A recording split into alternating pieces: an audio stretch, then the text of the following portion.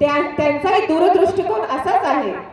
आज सगळ्यांना सांगू इच्छिते की जेव्हापासून त्यांनी राजकारणात पाऊल ठेवलं, जेव्हापासून गावामध्ये आपल्या माणसांसाठी ते या ठिकाणी कार्यरत राहायला लागले, त्या ठिकाणी निम्म्या रात्रीला सुद्धा आम्हाला फोन आला, दादांना फोन आला, दादा या ठिकाणी कुणाचं ऍडमिशन करायचंय, दादा आपल्या माणसाला हार्ट अटॅक आलाय, कुणाचा ऍक्सिडेंट झालाय, त्या ठिकाणी सर्वप्रथम दादा आणि दादांचं कुटुंब, आमचे नितीन दादा वाघ असू दे नाहीत, आमच्या कुटुंबातील प्रत्येक सदस्य त्या ठिकाणी उभा होता, प्रत्येकाला मदत करण्यासाठी, सर्वांच्या सुखदुःखात सहभागी होण्यासाठी.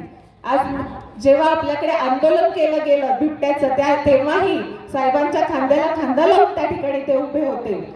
आज मला सांगितलं जातं की मी ऑफिसला चाललोय, पण दिवसभरात लक्षात येतं की 4 जणांच्या दशक्रिया विधी, पूजा विधी किंवा बऱ्याच जणांचं ऍडमिशन दादा करून आलेले आहेत. ही आपुलकीची भावना जे पवार साहेबांचा हा वारसा, ही आपुलकीची भावना ही साहेबांमध्ये आलेली आहे. साहेबांनंतर माझ्या पतींमध्ये, आज प्रीतीताई थोरात यांच्यामध्ये ती भावना आहे, माझ्यामध्ये ही भावना आहे, आणि जे आता प्रवीण भाऊ आहेत त्यांच्यामध्ये, आपण सर्वांनी यांना साथ द्यावी. ही साथ घडण्यासाठी ही सभा आहे.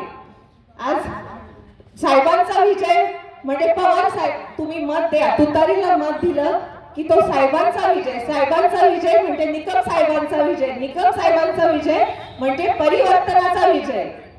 आज समाजामध्ये म्हणतात ना, जे संघर्षाच्या तालमीतनं शिकलेले जे धडे असतात ते आयुष्यामध्ये कधीही नतमस्तक होऊन देत नाहीत, आणि त्या ठिकाणी संघर्ष योद्धा म्हणून पवार साहेब उभे आहेत आपल्या माणसांसाठी, संघर्ष योद्धा म्हणून निकम साहेब उभे आहेत आपल्या माणसांसाठी.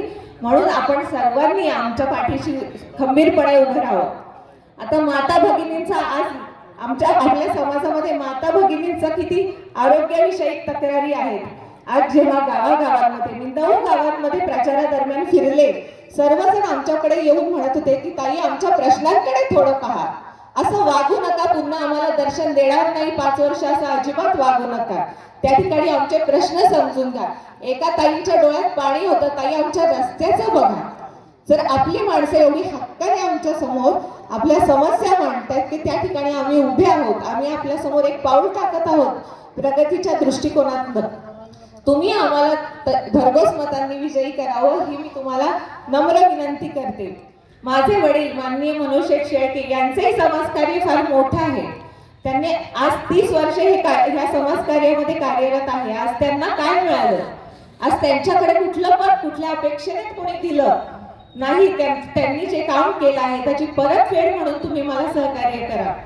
आणि आज माझ्या गावाला, माझ्या गावकऱ्यांना सांगू इच्छिते की आपण जे संघर्ष केला आहे, आपल्याला आपल्या परिसरात जर बदल हवा असेल तर आमच्या पाठीशी उभं राहायलाच हवं आपण.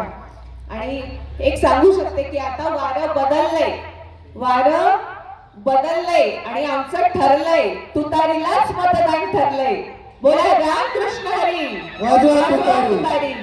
धन्यवाद. यानंतर या सभेला